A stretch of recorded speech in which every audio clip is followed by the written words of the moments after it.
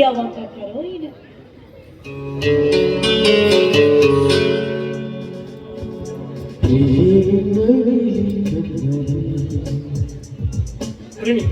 ಒಂದು ತುಂಬಾ ಹೊತ್ತಾಯ್ತಾ?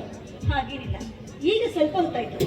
ನಿಮ್ಮನೆ ನೆನೆಸ್ಕೊಳ್ತಾ ಇದ್ದೆ, ಅಷ್ಟರಲ್ಲಿ ನೀವೇ ಬಂದಿದ್ದೆ. ಆದ್ರೆ ಏನೇ ಹೇಳು, ನಿನ್ನ ಅಕ್ಕನ ಮದುವೆ ಮಾಡಿ ಮುಗಿಸಿದ ಆ ಸಂಭ್ರಮ ಇದೆಯಲ್ಲ, ನಿನ್ನ ಮುಖದಲ್ಲಿ ಇನ್ನೂ ಹಾಗೆ ಇದೆ.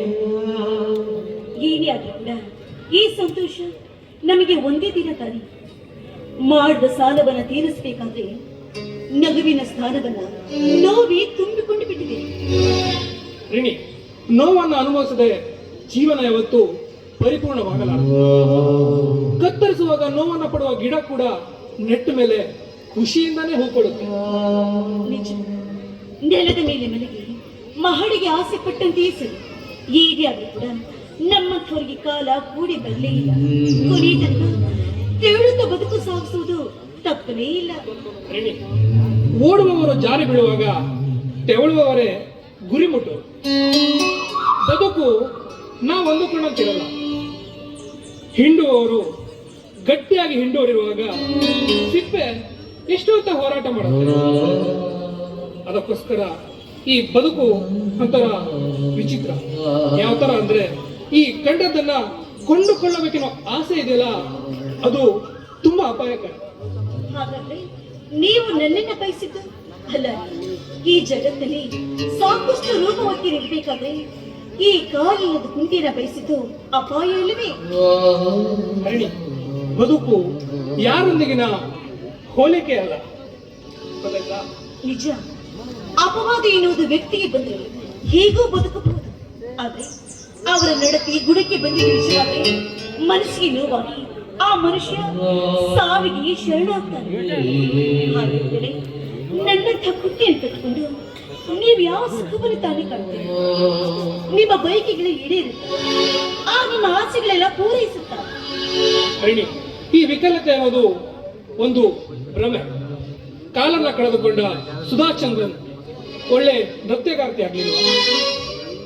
ಕಣ್ಣಿತ್ತು ಕುರುಡಿಯಾದ ಗಾಂಧಾರಿ ಪೂಜನೆಯಲ್ಲಾಗಿದ್ದಿಲ್ಲ. ಅಷ್ಟೇ ಶುಕ್ರಾಚಾರ್ಯರು ಅರ್ಧ ಜಗತ್ತನ್ನೇ ಗೆದ್ದ ತೈಮೂರ, ಕುರುಡರಾಗಿದ್ರು ದೇವ ಸಮಾನರಾದ ಗವಾಯಿಗಳ ಚರಿತ್ರೆ ನಮ್ಮ ಕಣ್ಣ ಮುಂದಿರುವಾಗ ಅದನ್ನ ಪಾಲಿಸೋದ್ರಲ್ಲಿ ನನಗೆ ಹೆಮ್ಮೆ ಇದೆ. ಇದು ವಾಸ್ತವ. ಬದುಕು ಹೀಗೆ ಬದಲಾಗುತ್ತೆ ಅಂತ ನಾವು ಊಹಿಸಿಕೊಳ್ಳೋದಕ್ಕೂ ಕೂಡ ಸಾಧ್ಯವಾಗಲ್ಲ.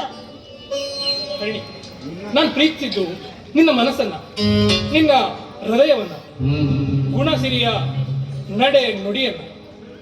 ನೋಡು, ಒಂದೇ ಒಂದು ಅಪವಾದವಿಲ್ಲದೆ ಬದುಕಿದ ಮನೆತನ ನಿಮ್ಮದು. ನಿಮ್ಮ ಮನೆತನದ ಮೇಲೆ ಒಂದೇ ಒಂದು ಕಪ್ಪು ಚುಕ್ಕೆ ಇದ್ರೂ ಕೂಡ ನಾನು ನಿನ್ನ ಮದುವೆ ಆಗ್ತಾ ಇರಲಿಲ್ಲ. ಆದ್ರೆ ಈಗ ಹಾಗಿಲ್ವಲ್ಲ? ಹಾಗೆ ಈಗಾಗಲೇ ಅಕ್ಕನ ಮದುವೆಯನ್ನು ಮಾಡಿ ಸಾಕಷ್ಟು ಸಾಲವನ್ನು ಮಾಡಿದ್ದೀನಿ. ಪಾಪ ನನ್ನಣ್ಣ ಈ ಅಕ್ಕ ತಂಗಿಯರಿಗಾಗಿ ಪಡುವ ಕಷ್ಟವನ್ನು ನೋಡಿದರೆ ನನ್ನ ದುಃಖ ಮುಡಗಟ್ಟೆ. ನಿಮ್ಮಣ್ಣನಿಗೆ ನಮ್ಮ ಮದುವೆಯನ್ನ ಮಾಡೋದಕ್ಕೆ ಕಷ್ಟನ ಕೊಡಲ್ಲ. ಯಾಕಂದ್ರೆ ಅದರ ಪೂರ್ತಿ ಖರ್ಚು ವೆಚ್ಚವನ್ನ ನಾನೇ ನೋಡ್ಕೊಳ್ತೇನೆ. ನಮ್ಮ ತಂದೆಯವರು ದೇವದತ್, ನಿವೃತ್ತ ಸೈನಿಕ, ತುಂಬಾ ಶಿಸ್ತಿನ ಮನುಷ್ಯ.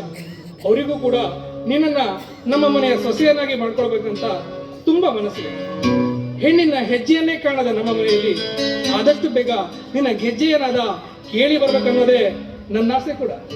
ಸರಿ, ಹಾಗೆ ಆಗ ತಂದೆ ತಾಯಿಯ ಪ್ರೀತಿ ವಾತ್ಸಲ್ಯ ಏನು ಅಂತ ಕಾಣದಿರುವ ನನಗೆ ನಿಮ್ಮ ತಂದೆಯಲ್ಲಿ ನನ್ನ ಅಪ್ಪ ಅಂತ ತಿಳ್ಕೊಳ್ತೀನಿ. ಸರಿ, ಮನೆಯಲ್ಲಿ ನನ್ನ ದಾರಿಯಲ್ಲಿ ಕಾಯ್ತಾ ಇರ್ತಾನೆ. ನಾನೇನು ಹೋಗಿ ಬರ್ತೀನಿ.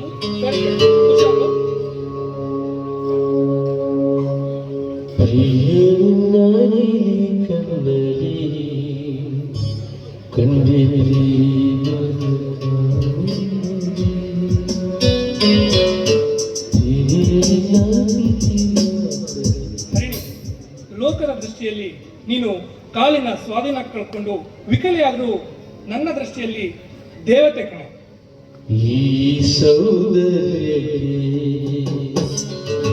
ನಿನಗೆ ಕೊಡ್ಬೇಕಂತ ಈ ಗುಲಾಬಿನ ತಂದಿದ್ದೀನಿ. ಮಾತಾಡ್ತಾ ಮಾತಾಡ್ತಾ ಕೊಡೋದನ್ನೇ ಮರ್ತ್ಬಿಟ್ಟೆ. ಅಂದು ಇಂದು ಮುಂದು ನಾ ನಿನ್ನನ್ನೇ ಪ್ರೀತಿಸ್ತೀನಿ. ನಾ ನಿನ್ನನ್ನೇ ಪ್ರೀತಿಸ್ತೀನಿ.